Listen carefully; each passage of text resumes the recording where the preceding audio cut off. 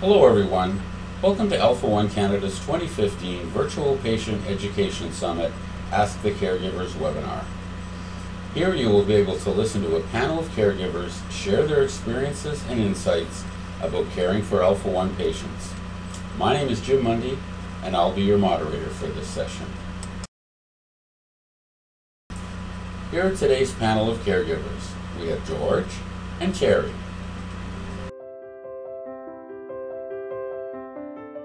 Okay, thank you, Jim, and hello everyone, and welcome. My role as a caregiver started 27 years ago, actually. Eileen, who was on the earlier session today, and I were visiting friends in Connecticut, and we were walking up the side of a small mountain, gathering leaves in the fall, when suddenly Eileen said she couldn't go any further. She was totally out of breath. We came home, and after a visit to the doctor and some testing, Eileen found out that she had the alpha-1 antitrypsin deficiency.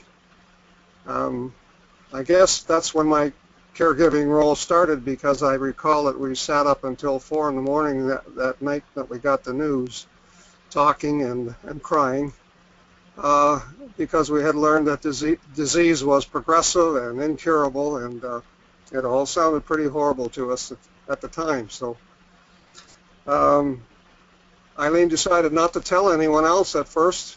She didn't want anyone to be worried about her, but then found out that the disease was hereditary. So of course it became necessary to tell everyone in her family. And fortunately, that she did, because several of them have found that they are either carriers or have the disease in its full-blown form. And of course, her sister Mimi went on to become the president of Alpha One Canada for her interest in this whole situation. The traditional role of a caregiver, I suppose, if you looked up the job description for caregiver, you would find that you were expected to do household chores and cleaning and cooking and all those kinds of things for someone who is ill. And with someone who has COPD, you do some of that, but many people with COPD are still capable of doing a number of those tasks, and they want to keep doing them as long as they can. They don't want to give up. And that's human nature, I guess. So it's important that as a caregiver, you do the tasks that help out, but allow them to do the tasks that they still can do and want to do. And don't try to take over everything. Let them do what they can do. In other words, it's important for them to keep on trucking. And in time, as time passes, as I said, it's been 27 years, you will find yourself taking on more and more of the duty. I recall when we used to go to vacation in Mexico every year and spend a month on the beach, and every morning Eileen would walk the beach for exercise, and we had to walk down to the water's edge, and then we'd walk along the water's edge for half an hour, and coming back, it soon became apparent that she didn't have enough air to get back up the beach, and I had to put my hand on the small of her back and push her back up to the top of the beach. Today, that was years ago, today I find myself doing that a lot. If there's any incline at all, or even going up steps, you have to put your hand on the small of the back and push to get them up, or it's just too difficult. When we walk today, and it's not as much as we used to, of course, you have to learn to saunter. You have to slow down a lot to walk. And you wind up helping a lot by carrying things.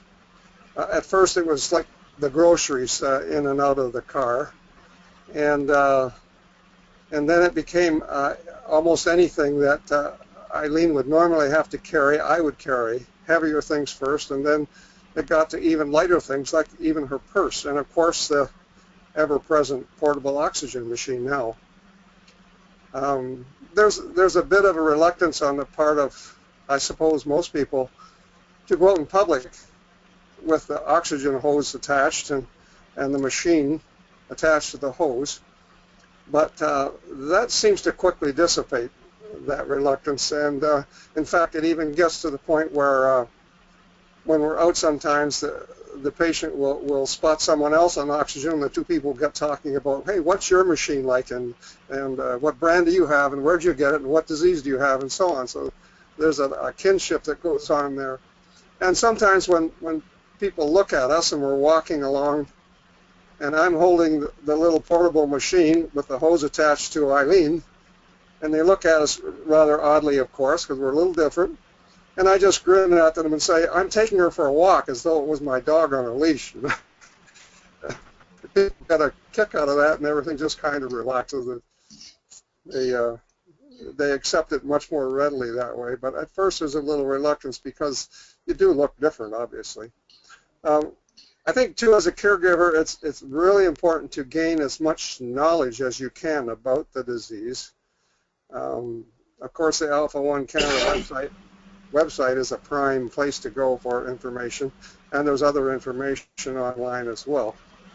That way you can watch for signs of tiredness and or distress, and places where you can help out, because most people suffering from COPD will tend to try too hard to do things because, as I said before, they don't want to give up doing things they were able to do in the past. I think the knowledge is also necessary to enable you to discuss aspects of the disease and the treatment options as well, because those things will all come into play as time passes. It's also very important to accompany your patient on doctor visits, particularly if they're consultation type visits. It's always important to have two sets of ears hearing everything that goes on, because oftentimes a patient is too distressed or upset to register everything that's being said. And so it's very helpful for two people to be able to talk it over once they get back home as to what went on. I mentioned the walking the beach and so on.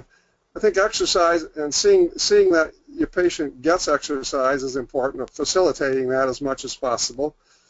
Eileen is very good about exercising. We have a treadmill in the house, and we have a exercycle, and she uses both of those every day. Sometimes on a bad morning she'll only use the exercycle, but most days it's both. And that helps her get through the day. If she doesn't do that, then she's not as well off. So we always make time for that. I've also purchased a what would you call it, a portable exercycle, I guess, a little set of pedals with a tension gimmick on it, so that when we go on vacation, if there's no workout room nearby, she can still do that part right in a hotel room or whatever, wherever we are. So we have that too. There's a lot of loss of muscle tone with this disease, because part of it is nutritional, but part of it is also because of the lessened amount of physical activity that is necessitated by the disease. So it's very important as a caregiver that you do encourage this daily exercise.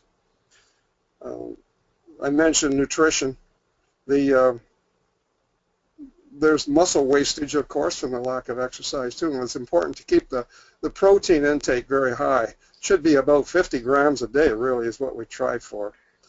And also, of course, a balanced and healthy diet is really important, so we look on that too. I suppose the other feature of being a caregiver, is providing emotional support. And there have been times, and there are times, when it all seems to be too much, and it kind of comes crashing down on you. And you have to be there for them when that takes place, and not there to say everything's going to be all right when you both know everything's not going to be all right anymore, but to listen and to understand and to empathize with them and to love them. And I guess that sums it all up. Thank you.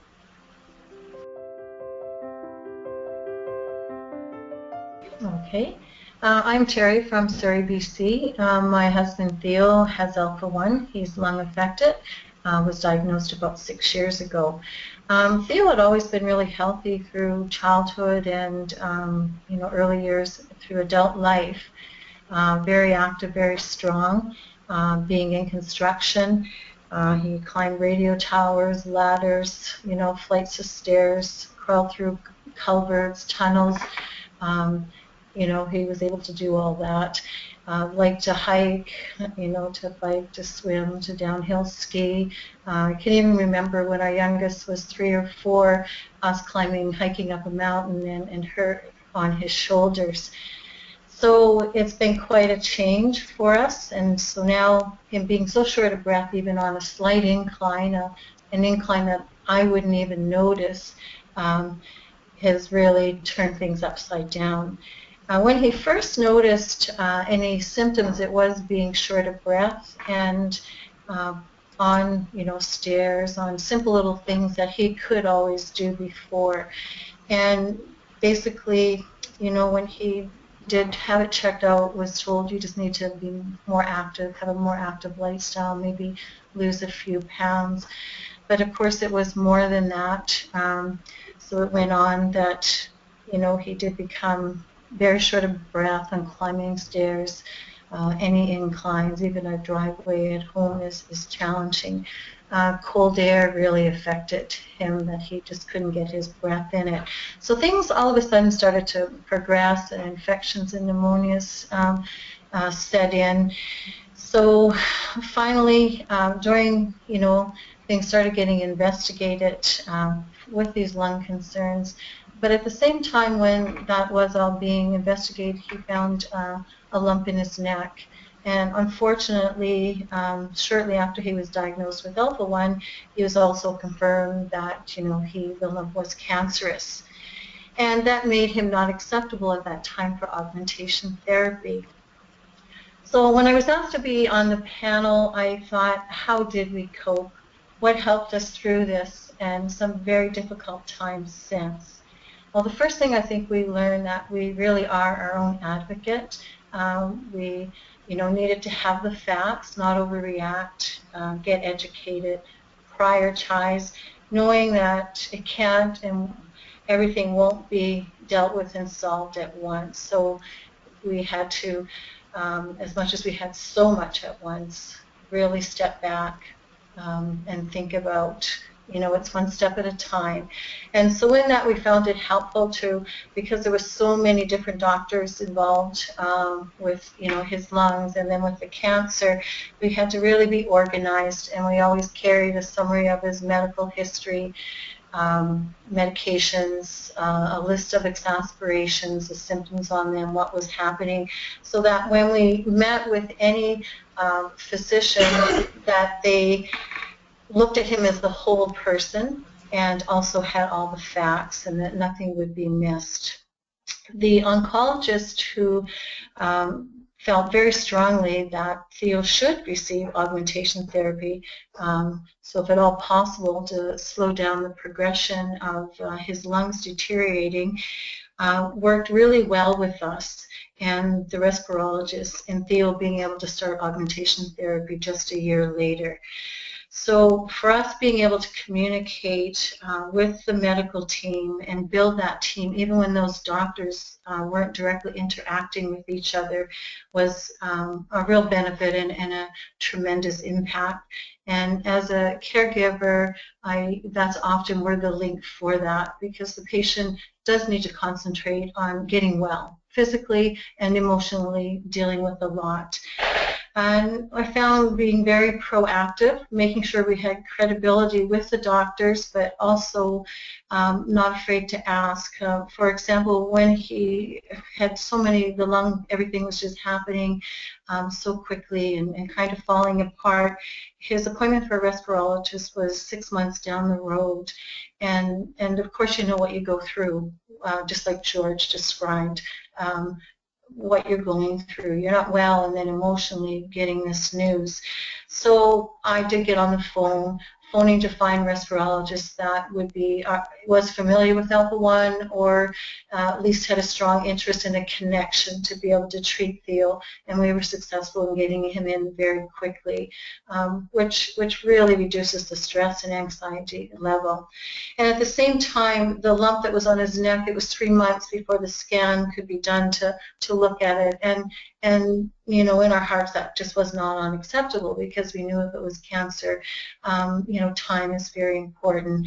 So again, I phoned every hospital in the Lower Mainland, seeing what their wait list was, and also the hospital he was to go to, just to make sure he was on a cancellation list. And again, we were very blessed, and the day I phoned to get on the cancellation list, they had one.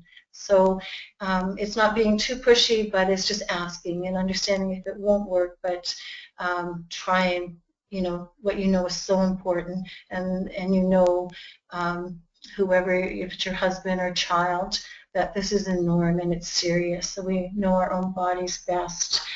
So it's really been very helpful, having that strength to be our advocate, gathering information, getting educated, making sure everyone involved knows. And I think it's also therapeutic for us to know that we're doing everything that we can, having a little tiny bit of control in something that is so out of control. And it gives us the satisfaction that we know it will be what it will be, but no matter what the outcome is, we know we've tried everything. Emotionally, what has helped us? Well, the top of the list was and is Theo's determination to be the best he can be. He does believe it is what it is, but what can I do about being as healthy as I can be and having the best quality of life possible, is how he lives his life. And that frame of mind is really the best medicine in the world. Now, every day we're not all pumped and full of that, but if we can get back to that in those tough times, it certainly helps. It helps him and it helps us. And we often joke about the new norm, because he's had many, but instead of wallowing in it, he takes it as a mission of how we can minimize the effects. He truly focuses on what he can do and not on what he can't do, and that makes all the difference in the world. And his strength and determination has certainly given our girls and I the strength in coping with the many challenges and changes in life that have been thrown our way. We also find surrounding ourselves with people that we enjoy being with, doing the things we love, and making sure that we have fun has gotten us through tough times. Family time with our 2 daughters is important to them and to us, and has always been a priority. Friends and family, near and far, have all been there in different ways, which is great in good times and just so comforting in those difficult times. We seem to thrive on people being with them and doing things. Not that we're not facing reality, but it's a good distraction, and like I said, it is what it is. We can choose how we want to deal with that. The other thing that's been very helpful is reaching out to others and getting to know other alphas, and the very welcoming community of Alpha 1 has taken the mystery out of it. It's great to know that you're not alone. It's great to have someone to go to ask questions, and seeing the involvement of very many committed individuals, and also seeing the research that is going on in Alpha 1 is very encouraging and empowering. The toll-free line at Alpha 1 Canada was one of our first contacts, and it was just so nice to know that someone understands and to have someone to ask all the questions instead of waiting for doctor's appointments or those short little moments you have. You can prepare yourself, and you have a much better understanding, which really does help with the stress and anxiety level. The other thing that we found very beneficial is one of our first webcasts that we listened to, the drop-in support group, was Dr. Chapman, and the best way to treat lung conditions in Alpha 1. And that was invaluable to us because it made sure we did have accurate information, made sure we were understanding properly, not overreacting. Let us take a look at Theo's treatment and, was that measuring up? And also gave us solid ground for anything that we might want to discuss with the doctor and why we might. So it just really gives you the confidence and helps so much. Also, just the webcast on liver. Dr. Ling recently, Dr. Techman feels lung affected, but there should everything should be ruled out with the liver as well. So just knowing what is the norm, what questions should we ask the doctor, what things should be in place. Just make sure that gets in place. So we feel managed and we feel we're in as much stable and control that we can be. And of course that can get all upset the next day, but at least we know the basis is there and we really do feel that we have a good care plan in place. So that has helped us a lot. And also the lung transplant today on the patient panel before, but on the webcast, when Theo was going for his assessment for a lung transplant, it just helped us understand the process and helped us know what to expect. So those are just examples and many others that we do find invaluable, and I just encourage everyone to use the webcast, use Alpha-1 Canada, AlphaNet, and all the resources that are there. The patient education days, this summit, and the U.S. conferences that we have attended have really educated us. And again, just like I said, seeing the people involved, the doctors involved, their inspiration, it has been really encouraging that we're not alone, and if we need help, if we have questions, we have someone to go to. We don't know everything and we don't have to know everything, but it's very comforting to know where we can get that information. The other thing that's we found really great is the support group. We've met some really great people, and it's great to share ideas and just have some fun together. Has it been easy? No. We all know how difficult struggling to breathe is, and how difficult it is to watch someone struggling to breathe. But we are truly grateful for all the good things that we do have in our life. We feel very blessed that we continue to get that strength to deal with things and to move forward. We often can't change the things in our life, but we can change how we react to them. And I know that's easier said than done, but a positive attitude definitely makes the road easier. Thank you.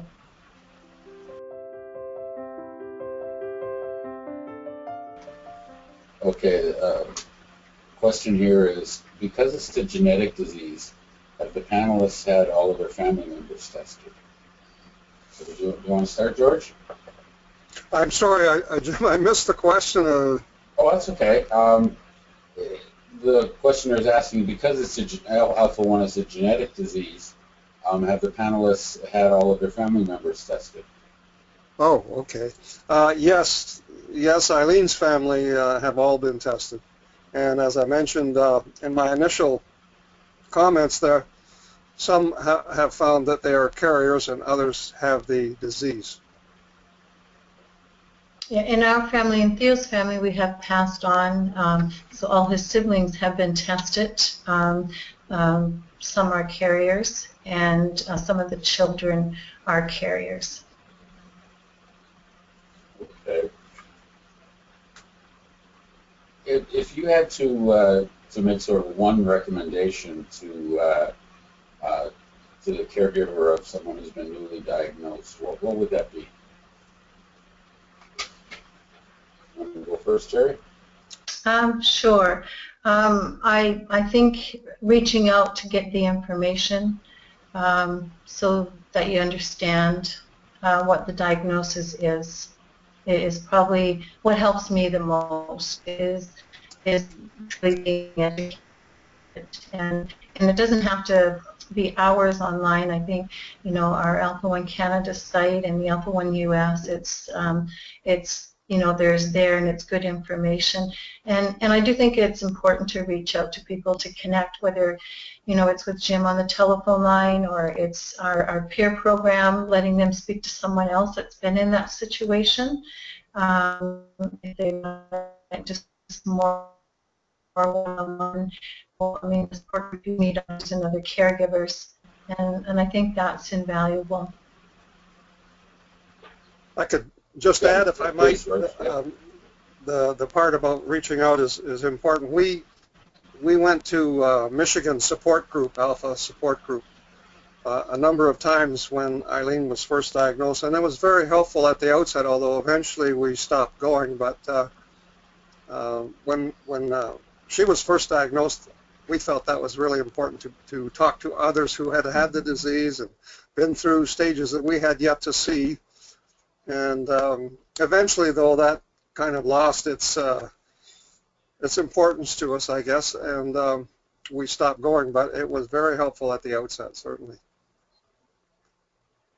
I think the support we need changes throughout, and that's okay. And sometimes it's a support group, it's listening to a webcast, it's a one-on-one conversation.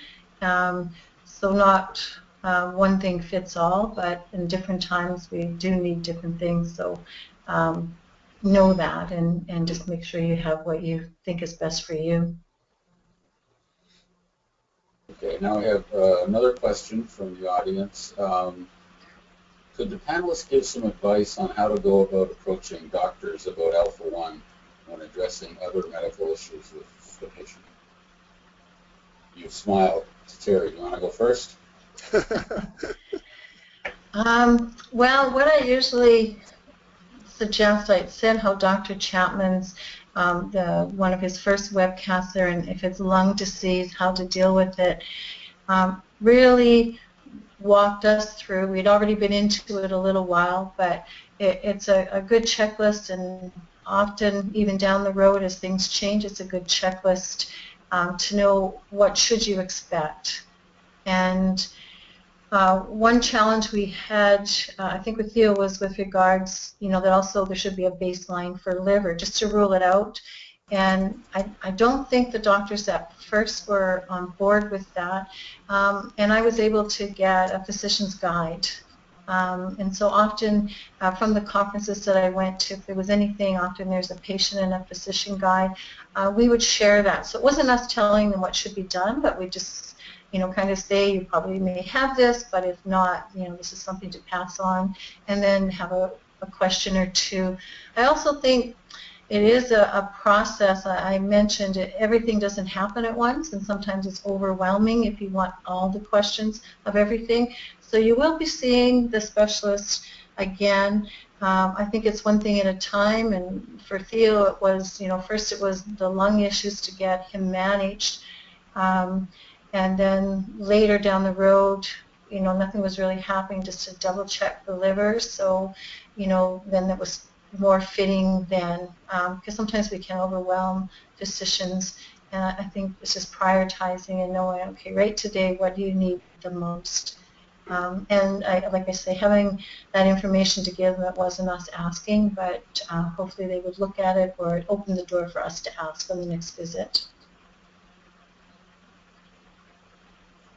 George? I don't think I could add anything to that. It's already said it all. Okay, here's an interesting question. Have you had to make changes to your recreational and travel plans? What about other aspects of your daily life as a result of someone having Alpha-1? George? Well, other aspects. There are all kinds of things, I guess, that come to mind with the term other aspects. That socially, we still live a very active life. We go out to dinner, we go to play cards with friends, we go to the show. Those kinds of things don't stop, but we do them a little differently than we used to do. For example, now I park the car after I drop Eileen off at the door wherever we're going, so she doesn't have far to walk, and then I walk back from wherever it is. regardless of whether it's a beautiful sunny day or raining out. She gets dropped off at the door. Those kinds of things we just take for granted now, and but basically we try as much as possible to just continue living the way we used to do, with limitations that we've learned to accept and accommodate to.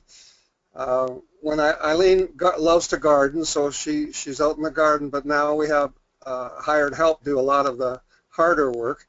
And when Eileen waters her flowers, I go out and pull the hose around for her, or do the watering for her sometimes too. And those kinds of things we don't stop, but as I said, we do them differently. Thanks, George. Yeah. What about you, Tara? And that's the same for us. Theo's he's the king of finding modifications and engineering ways to do things that he doesn't have to lift, or because lifting any exertion is tough for him. But you know, for example, he wanted to do a border in our backyard around the flowers, and so for him to take and carry those bricks and do all that, it's too much. So we're just partners in crime, and you know, he can be down there on the ground doing those things if I'm bringing everything back and forth. So we just learned to do that. The stairs in our house, you know, our bedroom's up there. He doesn't need to go up and down all day. He's very organized in making sure he brings down. But of course, if there's things and I'm around, I would run up and do those, just so he's pacing himself and saving his energy so he's not worn out. So we're always thinking about those things too, and he's very careful about that. And again, it is, you know, the walking. We want it. We, you know, love to do walking, love to be outside. We have to find flat areas, you know, and we also have to, you know, consider whether the cold and the hot is too much. So there's lots of changes, but there's always ways around them, and there's other things you can do if there's something you can't do. So I think we, you know, don't really think every day, oh, we can't do this, we can't do that. We just kind of look at how can we do it, or what might we change, and it works. And like George, socially too, yeah, all those things. There's lots that, you know, you still have in your life, and you do. So you just reroute it, do something different. You might be spending time a little differently than you thought, but you think, gee, this is fun. I'm glad we're doing this. So that's kind of how we look at it, and it's totally fine. I might add too, Jim, that one of the major changes we've experienced is that Eileen is no longer allowed to fly. And so we drive wherever we go. For several years we had to drive to Mexico, and then until it got too dangerous. But that's been a major change for us in that it's limited our vacations now pretty much to the continent. However, we still have a lot of Canada we haven't seen, and a lot of the U.S. we haven't seen. We do manage to get down to Florida in the winter for a couple of months, and that's very good for Eileen, the warm weather, and the air seems to be a lot cleaner down there than it is in Windsor. So she enjoys that, and it's good for her. I wish we could spend more time there, but unfortunately, with healthcare limitations and so on, it's not possible. But the 2 months that we get is very good, and that's a driving thing for us though now, rather than a flying. Okay. So here's another question. As a caregiver, what did you do to prepare yourself, I guess, when you realized that was going to be your new role? George? I don't know that there's much you do to prepare yourself. It just kind of comes on you, and you learn to handle it. I think probably the first thing that comes to mind is that what I said earlier in my presentation was that learning about the disease is, as much as you can, is the best preparation to begin with. And everything else just kind of grows along with the growth of the disease. As it progresses, you learn to be a caregiver more and more and more. And there's not much you can do ahead of time for this. It's something you learn to handle as you go along. I think too, you do learn, and I think it's always been natural for me. We've had other people close to us that, you know, during illnesses, and that I was fortunate enough to be with them and help them through things. And I guess it's always, you know, I like being with people, working with people. Not say I wanted it to have to be Theo that so young that we were doing it, but I think as far as when I said being an advocate and being organized and finding ways to ask those questions, you know, unfortunately I'd had, you know, some people close to me that I was very involved with. But also it was a gift of time to be with them and to help them get back, you know, to have the best quality of life.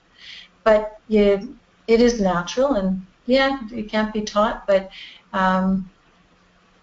it's what you have to do, and it's good that you have each other to do that. Great. I just want to read a couple of comments that were typed in as questions, but they aren't really questions, but I think they're important. And one person, I guess maybe another caregiver, said that you should give the patient hope. Don't set a life date of ending like many doctors do. And somebody else has put, I don't know, you're special, you handle life challenges differently, and I guess that's what you've been telling us.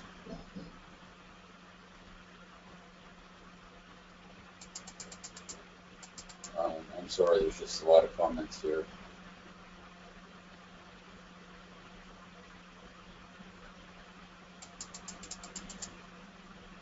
And I guess, yeah, somebody's saying I'll always give the patient help.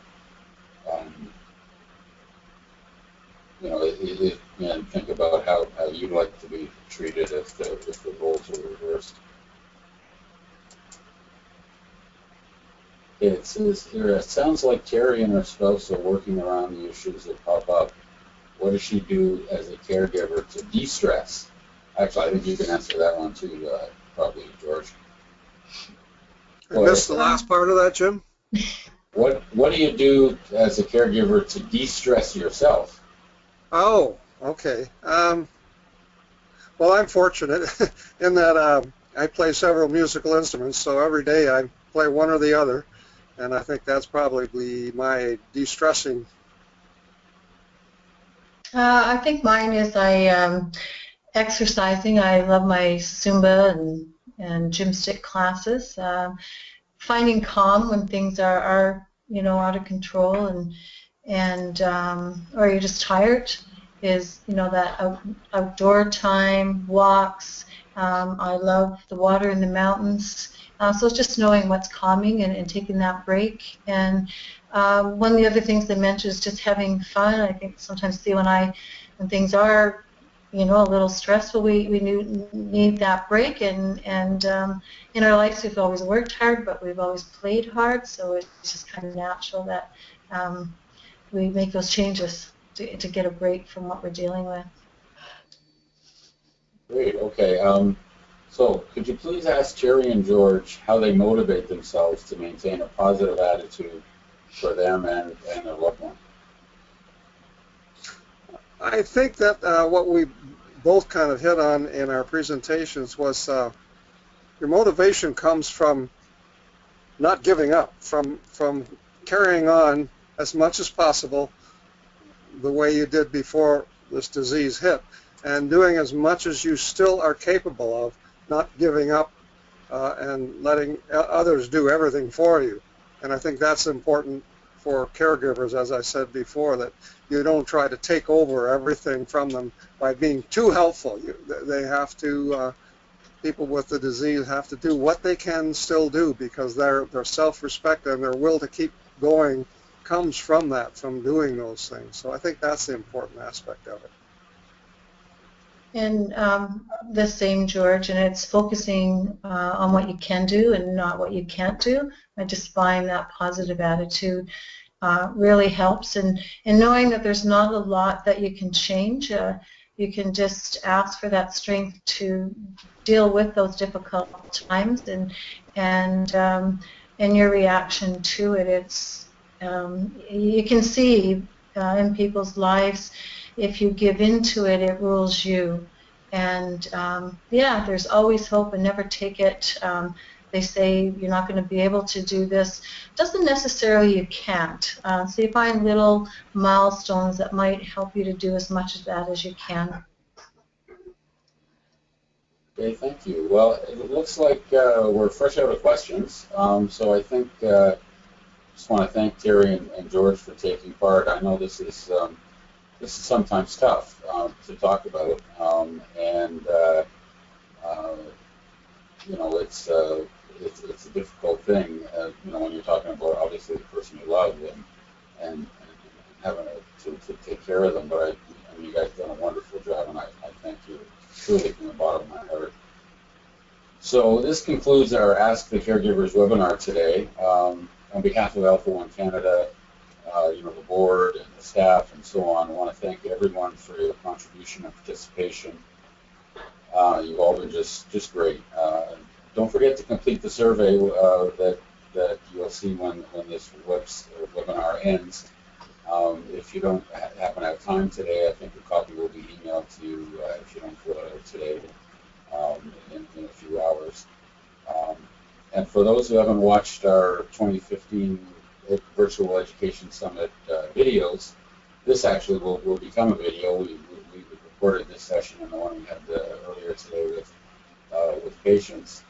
There are a number of great videos there with all kinds of advice from actually an interesting concept that Dr. Chapman talks about is the asthma-COPD overlap syndrome. You know, some people will say, do I have asthma or do I have COPD? And as it turns out, in some cases, it's both.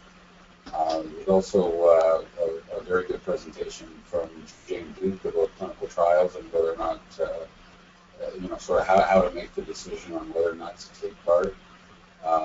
We have videos there about Alpha One Canada and AlphaNet Canada and the Alpha One Canadian Registry. Those are excellent too, and a really good presentation on pulmonary rehabilitation and exercise by a respiratory therapist and a kinesiologist in Alberta.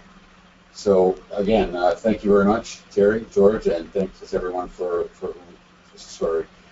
thanks to everyone who's attended, and have a great day. Thank you. Thank you. Bye-bye. Bye. This concludes our Ask the Caregivers webinar today. On behalf of Alpha One Canada, I want to thank everyone here for your contributions and participation. You've all been just great. For those who haven't watched any of our other 2015 Virtual Patient Education Summit featured videos, please visit our website at www.alpha1canada.ca. Thank you, and have a wonderful day.